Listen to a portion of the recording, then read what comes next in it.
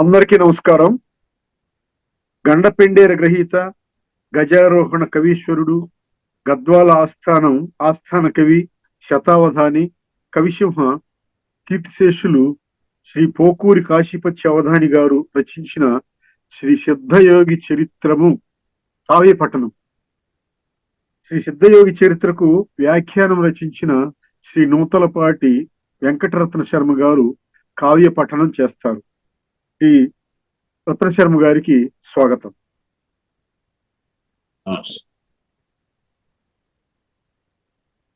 జ్ఞానానందమయం దేవం నిర్మల స్ఫటికాకృతిం ఆధారం సర్వవిద్యానాం హయగ్రీవముపాస్మహే.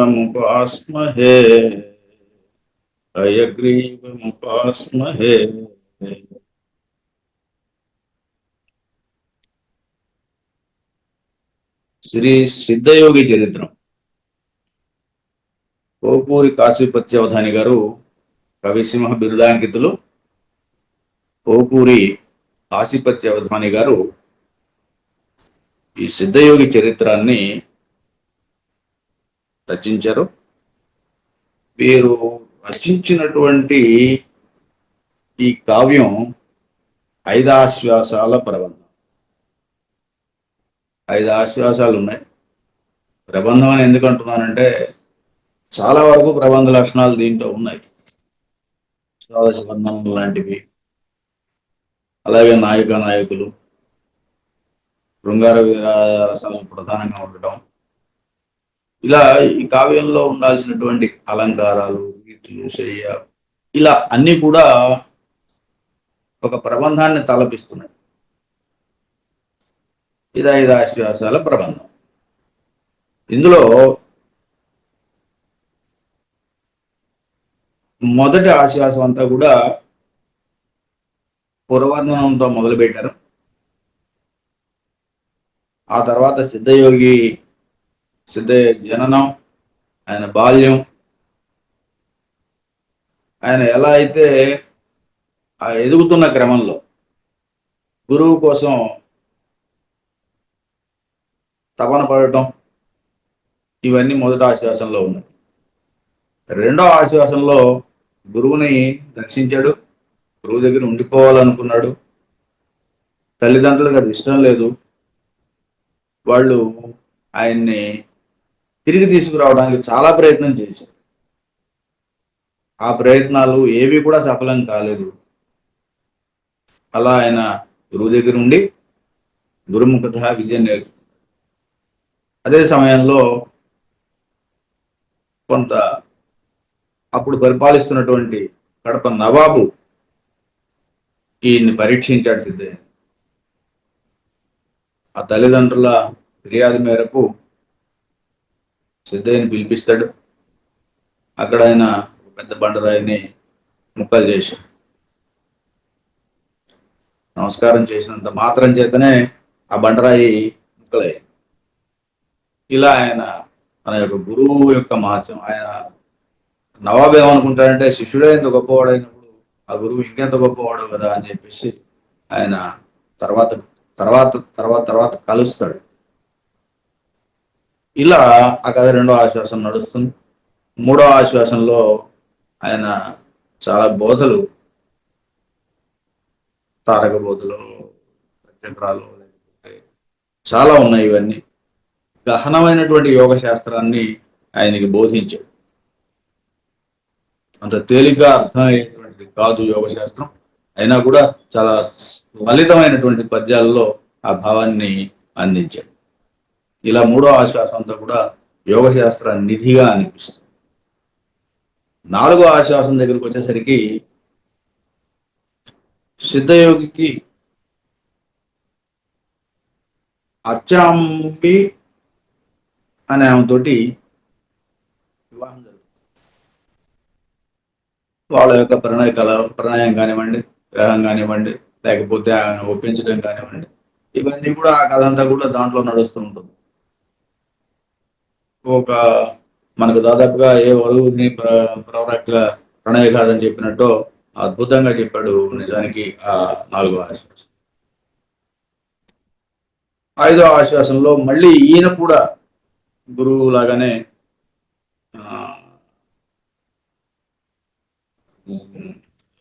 జీవ సమాధి పొందటం, దానికి కావలసినవన్నీ కూడా ఆ చివరి ఆశ్వాసంలో ఉన్నాయి. ఇలా ఈ కావ్యాన్ని 5 ఆశ్వాసాల కావ్యం, దాదాపుగా 900 పైన పద్యాలు ఉన్నాయి. ఎప్పుడు రాశాడు అని చెప్పడానికి కూడా మనకు ఈయన అన్ని కావ్యాల్లో కూడా మరుగుతోటి చెప్పటం, ఒక రకంగా రహస్యంగా అర్థం కానట్టుగా చెప్పటం, స్ట్రైట్ గా ఉండదు ఏది చెప్పినా కూడా. ఏ కాలంలో రాశాడు అని చెప్పడానికి, ఏ సంవత్సరంలో రాశాడు అని చెప్పడానికి ఆయన చెప్పిన విధానం చూడండి. శాలివాహన శకగత సమల నెన్న అద్రి రస వసు విధుల సంఖ్యల నెసంగు నప్పుడు కాశీపతి అను నేను 6 సిద్ధయోగి చరిత్ర రచించినాడా. ఆయన సిద్ధయోగి చరిత్ర రచించింది ఎప్పుడయ్యా అంటే శాలివాహన శకంలో చెప్పారు, క్రీస్తు శకంలో చెప్పలేదు. శాలివాహన శకం క్రీస్తు శకానికి మధ్యలో 78 సంవత్సరాల అంతరం తేడా ఉంది. శాలివాహన శకానికి 78 కలిపితే క్రీస్తు శకం వస్తుంది. ఇది ఒకటి. రెండవది, శాలివాహన శకగత సమల నిన్న, సమ అంటే సంవత్సరం, సమ అనే పదానికి సంవత్సరం సంవత్సరం. ఏ సంవత్సరం అని చెప్పాడు? అద్రి రస వసు విధుల సంఖ్య అన్నాడు. నాలుగు అంకెలు చెప్పాడు. ఆ 4లో మొదటిది అద్రి. అద్రి అంటే పర్వతం, కులపర్వతాలు 7 అని, కాబట్టి ఇక్కడ ముందు 7 అనేది చెప్పాడు. తర్వాత రస అన్నాడు. రసాలు నవరసాలుగా మనం కావ్యాల్లో చెప్పుకుంటాం, కానీ తినే వాటిల్లో షడ్రసాలుగా చెప్పుకుంటాం. షడ్రసోపేద భోజనము అని చెబుతాం, 6 రసాలు. ఇక్కడ షడ్రసాలు తీసుకోవాల్సి వచ్చింది. ఎందుకంటే నవరసాలు కనుక తీసుకునేటట్టయితే అప్పటికి ఆ సంవత్సరాలకి ఆయన లేరు, అప్పుడు కుదరదు దాదాపు అలా. తర్వాత వసువులు, అష్టవసువులు, 8 మంది వసువులు. కాబట్టి 7, 6, 8 వచ్చినాయి ఇప్పటికి. విధులు అన్నాడు. విధుడు అంటే చంద్రుడు 1. కాబట్టి ఈయన చెప్పిన వరుస ఎలా ఉందంటే 7, 6, 8, 1 అని. సంస్కృతంలో సంఖ్యానం వామతో గతి అని ఒక పద్ధతి. అంటే ఎడం వైపు నుంచి లెక్కించాలి. అంటే 76, 81కి 7, 6, 8, 1 చెప్పిన వరుస అయితే దాన్ని మనం లెక్కించాల్సిన వరుస, మనం చెప్పుకోవాల్సిన వరుస 1, 8, 6, 7 అంటే 1867. ఇది ఏమిటి 1867? శాలివాహన శకం. శాలివాహన శకంలో 1867వ సంవత్సరానికి మనం ఇప్పుడు 78 కలుపుకుంటే ఏమవుతుంది? క్రీస్తు శకం అవుతుంది. అది 1945వ సంవత్సరం. ఇలా ఈ కావ్యాన్ని 1945 క్రీస్తు శకం 1945వ సంవత్సరంలో దీన్ని రాసినట్టుగా మనకు అర్థమవుతుంది. అంటే ఆయన సాధారణంగా రాసినా కూడా అర్థం చేసుకోవడానికి ఇంత మెలుగుంటుంది. ఏది అంత తేలిగ్గా మనకు అర్థమైనట్టు ఉండదు. చైత్రికన రచయిత కావ్యాన్ని, పద్యాన్ని చెప్పేటప్పుడు మనం దాని లోతులను తెలుసుకోవాలంటే మరింత శ్రమ చేయాల్సి ఉంటుంది. అలాగే సాధారణంగా కావ్యం అయిపోయిన తర్వాత కావ్యానికి ఒక ఫలశ్రుతి, ఈ కావ్యం యొక్క ఫలశ్రుతి కూడా ఈయన ఇక్కడ చెప్పారు.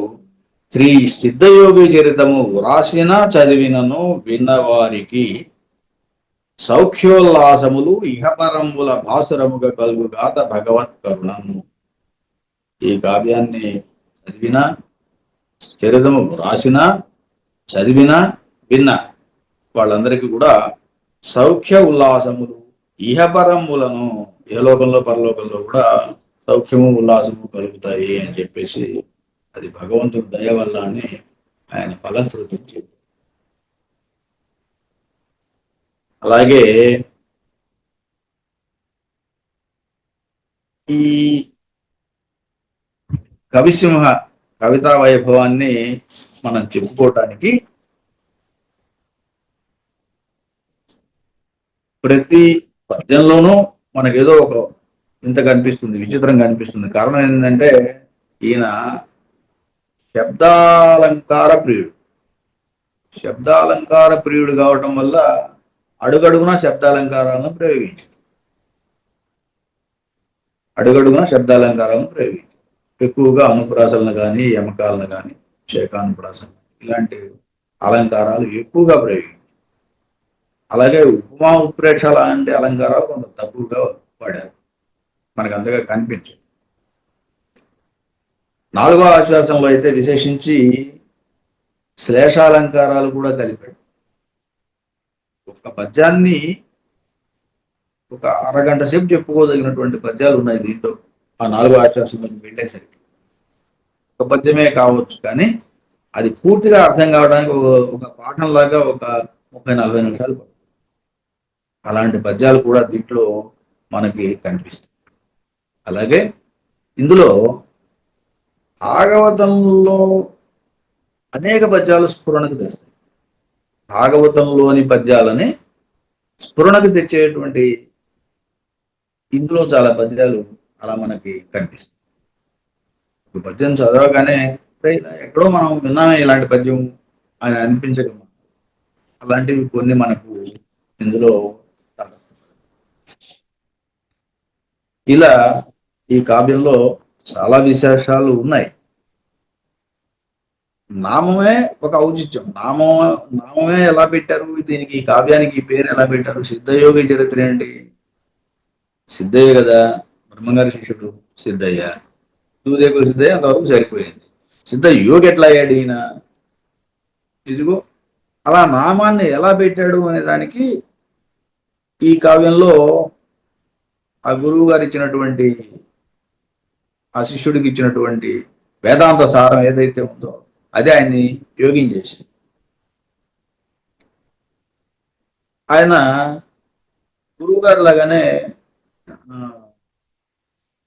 జీవ సమాధి పొందేదానికి మార్గమైంది. గురువు గారు లాగానే కందిమల్లైపల్లిలో ఎలా అయితే మీకు మఠం ఉన్నదో అలాగే ముడిమాలలో కూడా ఒక మఠం ఉండింది. అలాగే ఈయన ఎలా అయితే తత్వాలు చెప్పుకుంటూ, కాలజ్ఞానం చెప్పుకుంటూ దేశ సంచారం చేశారు, అలాగే సిద్ధయ్య కూడా అనేక తత్వాలను చెప్పారు, అనేక రచనలు చేశారు. ఇలా పోల్చుకుంటూ వెళ్తే గురువు ఎంతటి వాడో శిష్యుడు అంతటి వాడు అని అనిపిస్తుంది. అందుకే దీనికి సిద్ధయోగి చరిత్రము అని ఆయన పేరు పెట్టారు. వీరబ్రహ్మేంద్ర స్వామిని రాజయోగి అంటారు. యోగుల్లో అదొక విధం. అంటే సన్యాసాన్ని స్వీకరించడంలో కూడా పూర్తి సన్యాసం, సంసారం పట్టకుండా లేకపోతే జీవితం పూర్తిగా సన్యాసానికి అంకితం చేసినటువంటి యోగులు చాలా మంది కనిపిస్తారు. కానీ ఇలా సంసార పక్షంగా ఉంటూ సంసారాన్ని చూసుకుంటూనే యోగాన్ని నేర్చుకుని యోగి అయినటువంటి వాళ్ళని రాజయోగులు అంటారు.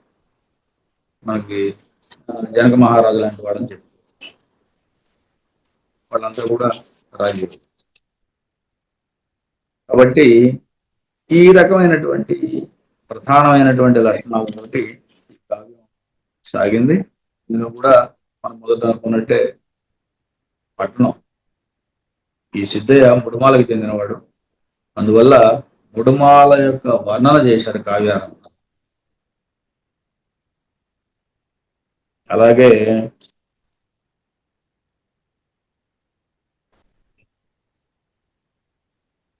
దీనికి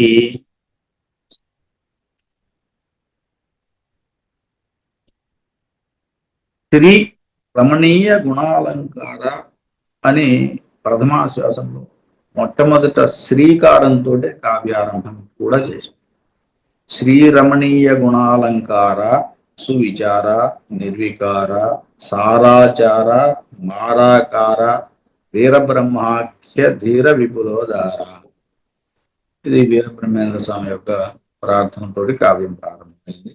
శ్రీ అనేది శుభకరం కాబట్టి శ్రీ అనే దాంతో చాలా మంది కావ్యాలను ప్రారంభిస్తూ ఉంటారు. ఆ రకంగానే శ్రీకారంతో ఇక్కడ కావ్యారంభం జరిగింది. స్థూలంగా ఈ కావ్యానికి సంబంధించినటువంటి విశేషాలు ఇవి. ఇందులో ఇంతకుముందు మనం హరిశ్చంద్రోపాఖ్యానంలో లాగా అది శుద్ధాంధ్రము, నిర్యోస్యము, నిర్వచనం అన్నీ లేవు. కాకపోతే దాంట్లో కొన్ని శుద్ధాంధ్రం కావటం వల్ల ప్రహేళికలు లాంటి పద్యాలు చెప్తున్నారు. ఇక్కడ ఆ అవసరం లేదు. ఇక్కడ కథను సాఫీగా నడిపించవచ్చు. చక్కని పద్యాలు దీంట్లో మనకి ద్యోతకం అవుతాయి. అలాగే ఇక్కడ మనం ప్రథమాశ్వాసంలోకి వెళ్దాం.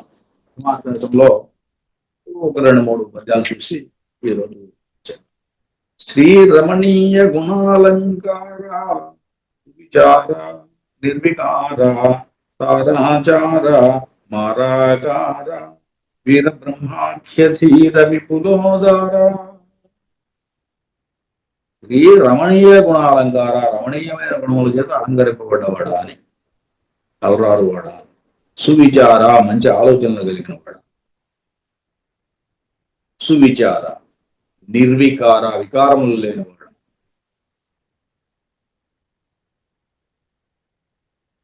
సారాచార, మంచి ఆచారములు, సదాచారమును పాటించువాడ కలవాడ. మారాకార, మన్మథతుల్యమైన ఆకారం కలిగిన వాడ. వీరబ్రహ్మాఖ్య, వీరబ్రహ్మ అనే పేరు కలిగినటువంటి ధీర విపుల ఉదార, గొప్ప ఉదారమైనటువంటి వాడ అని ఒక ప్రార్థన. దాంతో ఈ కావ్యాన్ని ఆరంభించారు. గురువు గారి యొక్క ప్రార్థన కూడా ఆరంభమైంది. ఇక్కడ కడప మండలం ఉంది. ఆ కడప మండలంలో ముడుమాల అనే ఒక గ్రామం ఉన్నది. ఆ గ్రామం ఎలాంటిదో ఇక్కడ చెప్పాడు ఒక పద్యం. ఇదంతా కూడా అనుప్రాసలతోటి నిండి ఉన్నటువంటి పద్యం. ఏ పాదానికి ఆ పాదంలో మీకు అనుప్రాసలు స్పష్టంగా కనిపిస్తాయి. అంటే 2 అక్షరాలు 3 అక్షరాలు మళ్ళీ మళ్ళీ పునరావృతం కావడం. శిరులతో నిగమ తత్పరులతో మేటి తీర్పరులతో వాణిజ్య పరులతోడ. సిరులతో నిగమ తత్పరులతో మేటి తీర్పరులతో వాణిజ్య పరులతోడ. మణులతో కర్షకాగ్రణులతో సత్యభాషణులతో శాంతభూషణులతోడ. తనులతో ఆశ్రితావనులతో గయనీజనులతో మంగళధ్వనులతోడ. బడులతో వేల్పుల గుడులతో మేడల అంగడులతో మేల్మి చావడులతోడ. వనులతోడను పతిత పావనులతోడ. పశులతోడను భవ్యతా పశులతోడ. సతులతోడను నీటి వసతులతోడ. పరగె ముడుమాలయను పురములోడు. ఇక్కడ సిరులు, నిగమ తత్పరులు, మేటు తీర్పరులు, వాణిజ్య పరులు. ఈ పరులు అనేది మీకు ఆ పాదం అంతా కనిపిస్తుంది 4. అలాగే మణులతోటి, కర్షకాగ్రణులతోటి, సత్యభాషణులతోటి, శాంతభూషణులతోటి. ఈ భూషణులు, ఇలా మణులు, భాషణులు, ఇలా మళ్ళీ ఇక్కడ కూడా అలా అనుప్రాస. అలాగే ఘనులతో, ఆశ్రితావములతో, గాయని జనులతో, మంగళ ధ్వనులతో. జనులు, ధ్వనులు ఇలా గనులు, బడులతో, వేల్పుల గుడులతో, బడులు గుడులు, అలాగే మేడలు అంగడులు కూడా, మేల్మి చావడులు, ఇలా 2 అక్షరాలు 3 అక్షరాలు మళ్ళీ మళ్ళీ మళ్ళీ రావడాన్ని అనుప్రాసగా చెబుతాం. అలా ఈ ఉచ్చనప్రాస అయితే ఒకే అక్షరం మళ్ళీ మళ్ళీ రావటం ఉంటుంది. ఇక్కడ 2-3 అక్షరాలు ఉన్నాయి కాబట్టి దీన్ని అనుప్రాసలుగా మనం చెప్పుకుంటాం. అనుప్రాసాలంకారం. వనుల తోడను పతిత పావనుల తోడను, వనులు పావనులు. ఇక్కడికి వచ్చేసరికి అలంకారం మారింది నిజానికి. వనుల తోడ, పతిత పావనుల తోడ. వనులు అనే దానికి పావనులు అనే దానికి అర్థం మారింది. ఒక 3 అక్షరాలు లేదు 4 అక్షరాలు అర్ధభేదంతో వాడటం, పైగా వ్యవధానం ఉండేటట్టు వాడటం. మీకు చేమకుల వెంకట కవి పద్యంలో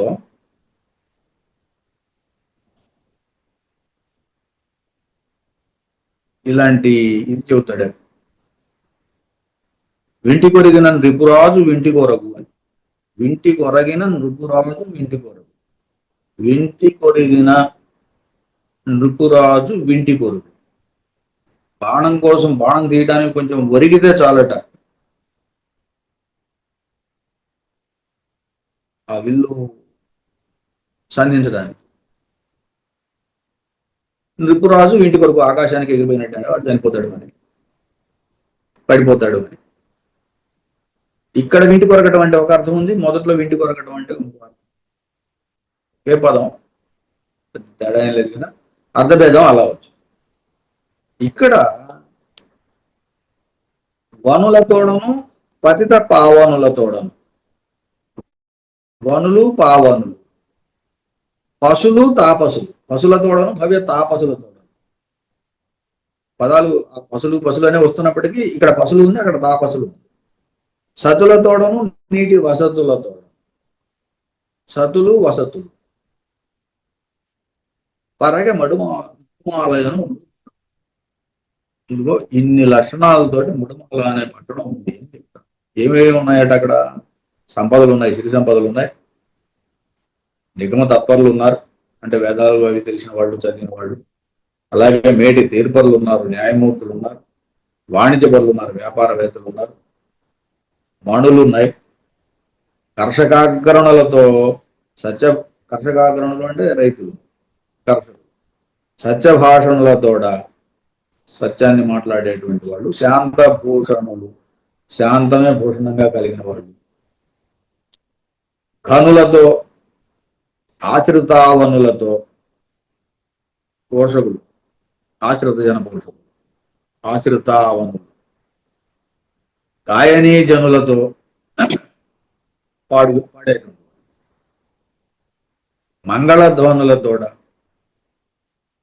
మేల్తాళాలు. బడులతో, పాటలు. వేల్పుల గుడులతో, దేవాలయాలు. మేడలు, అంగడులు, మార్కెట్లు అన్నమాట, కూరగాయలు అవి ఇవి అమ్మేటువంటివి, లేకపోతే రకరకాల వస్తువులు. అంగడులతో, మేల్మి చావడులతో, కచేరీ సభలు లాంటివి, అక్కడో ఇక్కడో చేరి నలుగురు మాట్లాడుకోవడానికి, లేకపోతే సభలు సమావేశాలు లాంటివి జరపడానికి చావడు. పశుల తోడ, పశువులు. పతిత పావనుల తోడ. అలాగే వనుల తోడను పతిత పావనుల తోడను. వనులు అంటే అడవులు. పశువుల తోడను భవ్య తాపసుల తోడ. పశువుల తోడను అలాగే భవ్య తాపసుల తోడను. అక్కడ తపస్సు చేసుకునేటువంటి శక్తి కలిగినట్టు తాపసుల తోడ. సతుల తోడను నీటి వసతుల తోడ. సతులు అంటే స్త్రీలు. నీటి వసతులు, నీటి వసతి. రకరకాలుగా ఉండొచ్చు, గ్రామాల్లో బావులు, చెరువులు. అలాగే ముడుమాలయనందు పురములు. ఈ రకంగా ఒక ముడుమాల అనేటువంటి ఒక పట్టణం ఉంది. ఆ పట్టణాన్ని వర్ణించారు. అందులో ఇంకా ఎలాంటి వాళ్ళు ఉన్నారు అని చెప్పడానికి ద్వైతాద్వైత విశిష్టాద్వైతార్య మహమ్మదీయ బౌద్ధాది మతోపేతులు గలరాపురమున నీతి సమంచితులు స్వమత నిష్ఠాత్ములం. అదంతా కూడా కొంత మతపరంగా కూడా నడిచింది కాబట్టి ఆయన ముందుగానే ఈ ప్రస్తావన చేశాడు. ఇక్కడ అన్ని రకాల మతాల వాళ్ళు కూడా కలిసిమెలిసి ఉంటారు అని చెప్పడానికి ద్వైతము, అద్వైతము, విశిష్ట అద్వైతము, ఈ మూడు శాఖలు. శాఖ ఒకటి, అలాగే ద్వైతం ఒకటి, అద్వైతం ఒకటి, విశిష్ట అద్వైతం. శంకరాచార్యులు అద్వైతానికి, అలాగే విశిష్టాద్వైతానికి రామానుజాచార్యులు, ద్వైతానికి మధ్వాచార్యులు, వీళ్ళంతా కూడా గురువులుగా ఉన్నారు. కాబట్టి ఆ మత, అలాగే మహమ్మదీయ ఇస్లాం మతం, అలాగే బౌద్ధ ఆది మతోభేతులు కలరు. బౌద్ధం కూడా ఉన్నదట అక్కడ. ఈ రకమైనటువంటి అనేక రకాలైనటువంటి మతాలు ఆ పురమున స్వమత నిష్ఠాత్ములను నీతి సమంచితులు ఉన్నారు అని చెప్తారు.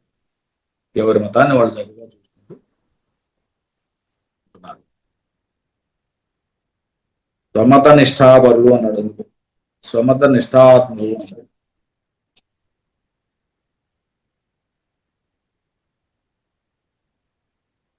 అక్కడ ఉన్నటువంటి వాళ్ళ యొక్క గొప్పతనాన్ని ఇంకా ఒకటి రెండు పద్యాల్లో చెప్పాడు. అందులో ఒకటి, దాన ధర్మాసక్తి తనరు వారలే కాని అన్యాయవర్తనులు అచట లేదు, సాధు సాంగత్యంబు సలుపు వారలే కాని అగ్నుల చేరు వారు అచట లేరు, ఉపకృతులు నరింపుచుండు వారలే కాని అపకృతులు చేయువారు అచట లేరు, ముక్తి సాధింపగా మొనయు వారలే కాని అన్య జిజ్ఞాసులు అచట లేరు. అట్టి వారలలో మేటి ఎగుచు శమ దమాది సద్గుణయుతుడు మహమ్మదీయ కుల పవిత్రుడు సయ్యదు గోత్ర వార్తి హిమకున్న పీరు సాహెబ్. అక్కడ పీరు సాహెబ్ అని ఆయన ఉన్నాడయ్యా ఆ గ్రామంలో. గ్రామం ఎలాంటిది అంటే దాన ధర్మములందు ఆసక్తితో ఉండే వాళ్లే తప్ప అన్యాయవర్తనలు అచటం లేదు. అలాగే సాధు సాంగత్యంబు సలుపువారు, మంచి వాళ్ళతో సంగతి కలిగిన వాళ్లే ఉన్నారు తప్ప అగ్నులు చేరువారు అచట లేదు. అగ్నులు, అజ్ఞానంలో ఉన్నటువంటి వాళ్ళతో చేరేవాళ్ళు ఉండరు. ఉపకృతులు నరింపుచుండు వారలే కాని అపకృతులు చేయువారు అచట లేదు. ఉపకారం చేసేవాళ్లే కానీ అపకారం చేసేవాళ్ళు అక్కడ లేరు. ముక్తి సాధింపగా మనయు వారలే కాని అన్య జిజ్ఞాసులు అతడు కూడా ముక్తి సాధించాలి అని, మోక్షం సాధించాలి అనేటువంటి తపంలో ఉన్నవాళ్లే కానీ, దానికి ప్రయత్నం చేసేవాళ్లే కానీ అన్య జిజ్ఞాసులు అతడు వేరే జిజ్ఞాసతో ఉన్నవాళ్ళు, జ్ఞాతమిచ్చా జిజ్ఞాసు అని ఏదో తెలుసుకోవాలనే తపన అది వాళ్ళల్లో లేదు. అన్య జిజ్ఞాసు, అన్యమైనటువంటి కోరికలు ఉన్నటువంటి వాళ్ళు లేరు. అట్టి వారలలో మేటి ఎగుచు శమ దమాది సద్గుణయుతుడు మహమ్మదీయ కుల పవిత్రుడు సయ్యదు గోత్ర వార్తి హిమకరుడు ఆయన పీరు సాహెబ్ ఉన్నాడు అని చెప్తున్నాడు. ఈ రకంగా ఈ సిద్ధయ్య యొక్క తండ్రి పీరు సాహెబ్ ఆయన ప్రస్తావన చేశారు ఇక్కడ. చెప్పడు పక్షపాతం ఎడజేరిన వ్యర్థముగాను వాచరను విప్పడు, మేలుగూర్పున ఒకవేళ వచించిన వాక్యమెయ్యడం తప్పడు, సుందయేని సుపథమును వీడి చెరించు వారి తీరు ఒప్పడు, అయారే అతని మహోత్తమ చర్యలను శిక్షమే. ఇది ఆయన యొక్క అన్ని గొప్పతనాన్ని కూడా చెబుతూ, మోదంబునను పురాణను వేదంబున గలుగు ధర్మ విధిగా యజిత సత్కాదంబినియను అనదనరిన ఆదంబిని పెళ్లి ఆడని అతనయ్యా. ఇక్కడ ఆయన భార్య ఆదంబి అనే విషయం ఆమెను పెళ్లి ఆడాడు, ఆదంబి అనే ఆమెను పీరు సాహెబ్ అని చెప్పి. ఇప్పటికి చాలు. ఈ తర్వాత ఈ సంతానకాంక్ష ఇదంతా ప్రథమ ఆశ్వాసాన్ని పేర్కొనవచ్చు. ధన్యవాదాలు. కవిసింహ శ్రీ పోకూరి కాశీపతి గారి సిద్ధయోగి చరిత్రము కావ్య పఠనాన్ని ప్రారంభించిన శ్రీ రత్న శర్మ గారికి ధన్యవాదాలు.